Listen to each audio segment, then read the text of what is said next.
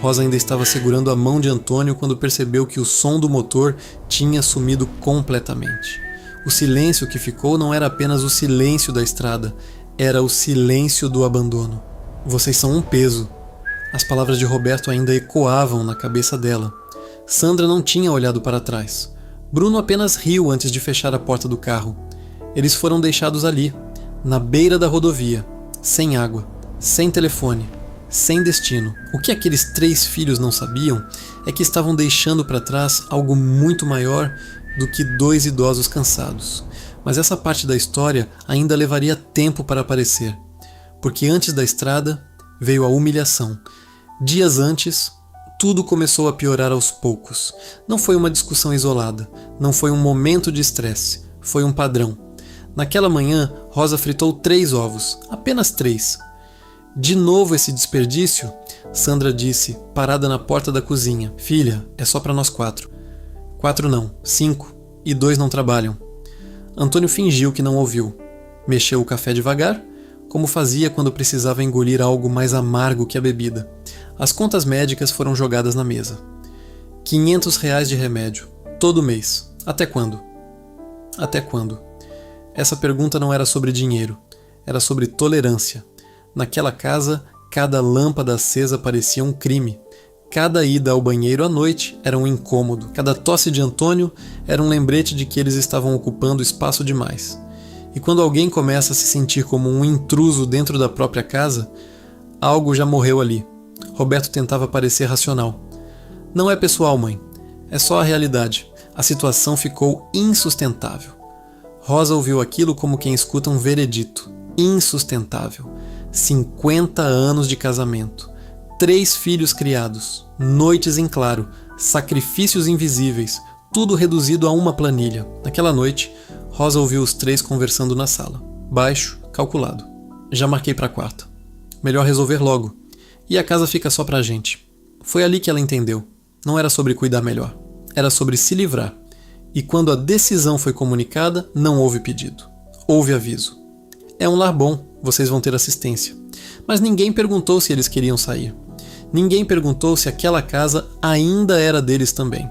E naquela tarde, eles foram colocados na van como quem entrega móveis usados. Sem grito, sem escândalo, só vergonha. Se você já viu algo assim acontecer, ou conhece alguém que passou por isso, deixa um comentário aqui, porque o que aconteceu depois mudou tudo. O lar de idosos não era o inferno, mas também não era a vida. O cheiro de remédio misturado com desinfetante impregnava o ar. 15 camas no mesmo dormitório, tosse de um lado, gemido do outro. Antônio parou de reclamar. Isso foi o que mais assustou Rosa. Ele só ficava olhando para o teto. Sonhei com o nosso jardim, ele disse certa noite. Os tomates estavam maduros. Rosa sorriu para não chorar. 2 semanas, nenhuma ligação, nenhuma visita, nenhuma pergunta. Eles não queriam saber se estavam vivos. E quando o coração entende isso, o corpo começa a desistir. Na 3ª semana, Antônio teve a primeira dor forte no peito. Foi rápida, mas deixou um aviso. Rosa segurou a mão dele na madrugada. Se a gente for morrer, que não seja aqui. Ele ficou em silêncio por alguns segundos. Depois respondeu: então vamos embora. A decisão foi tomada às 5 da manhã. A enfermeira cochilava na recepção. A porta rangia. Cada passo no corredor parecia mais alto do que deveria. Eles não tinham plano, não tinham dinheiro. Só tinham dignidade suficiente para não aceitar morrer esquecidos. 6 horas depois, estavam na estrada. O sol começou a subir. Antônio parava a cada poucos metros. Está tudo bem? Só cansaço. Mas não era só cansaço. Era o coração, meio-dia. O asfalto parecia derreter. Não havia sombra, não havia água. E foi ali que o corpo dele cedeu. Antônio caiu de joelhos. Rosa tentou segurá-lo, mas ele estava pesado demais. Rosa, eu te amo. O mundo ficou pequeno naquele momento. Não havia filhos, não havia herança, não havia futuro.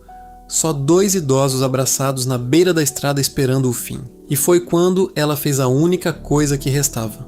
Olhou para o céu. Se ainda existe justiça, manda ajuda. O som de um motor se aproximou. Não era um carro luxuoso, era velho, barulhento, simples, mas parou. O homem que desceu tinha roupas gastas e olhar limpo. Meu Deus, o que aconteceu com vocês? Não perguntou quem eram. Não perguntou se tinham dinheiro. Ajudou. Antônio foi colocado no banco de trás. Rosa segurava a mão dele como se estivesse segurando a própria vida. O carro acelerou em direção ao hospital. E naquela estrada onde haviam sido descartados, pela primeira vez em semanas, alguém os tratou como seres humanos. Mas o que aquele jovem não sabia é que dentro da carteira velha de Antônio havia algo guardado há anos, algo que mudaria o destino de todos, inclusive dos filhos. Antônio ficou 1 semana no hospital. Infarto leve, disseram os médicos. Por pouco, Rosa não saiu do lado dele, mas quem também não saiu foi o rapaz da estrada. Marcos dormiu em cadeira, trouxe café, conversou com médicos. Ninguém mandou. Ele simplesmente ficou. Vocês me lembram meus avós, ele disse certa tarde, meio envergonhado. Eu não pude cuidar deles, mas posso cuidar de vocês. Rosa não respondeu. Só chorou, porque às vezes a bondade vem de quem não tem obrigação nenhuma. E dói perceber isso. Na alta médica veio a pergunta inevitável: para onde vocês vão? Rosa não sabia responder. Voltar para os filhos não era opção. Voltar para o lar era morrer aos poucos. Foi Ana, esposa de Marcos, quem quebrou o silêncio. Se aceitarem, nossa casa tem espaço. Espaço, palavra simples, mas naquele momento significava abrigo. Não foi caridade, foi convite. E pela primeira vez em meses, Rosa entrou numa casa onde alguém abriu a porta com um sorriso. A rotina mudou. Ana chamava Antônio de pai, de forma natural. Marcos perguntava opinião. Rosa cozinhava e alguém agradecia. A comida voltou a ter sabor. O silêncio deixou de ser pesado. Mas o destino ainda tinha uma peça escondida. E ela chegou numa manhã comum. Um carteiro. Antônio Mendes. Ana assinou e levou o envelope até a mesa. Era grosso, oficial, carimbo de escritório de advocacia. Antônio segurou o papel como se fosse frágil. Abre logo, Rosa sussurrou. Ele leu uma vez, piscou, leu de novo. A mão começou a tremer. Rosa, isso não pode estar certo. O que foi? Ele virou a página, respirou fundo. Meu avô deixou propriedades. Silêncio. Quantas? 10 imóveis. Marcos arregalou os olhos. Ana levou a mão à boca, mas ainda faltava a parte principal. Antônio procurou o número no documento. Quando o encontrou, ficou pálido. 20 milhões de reais. O silêncio foi absoluto. Não era exagero, não era sorte de loteria. Era herança legítima, esquecida, guardada, procurada por anos. Eles dizem aqui que tentaram contato várias vezes. Rosa entendeu antes mesmo de ele terminar.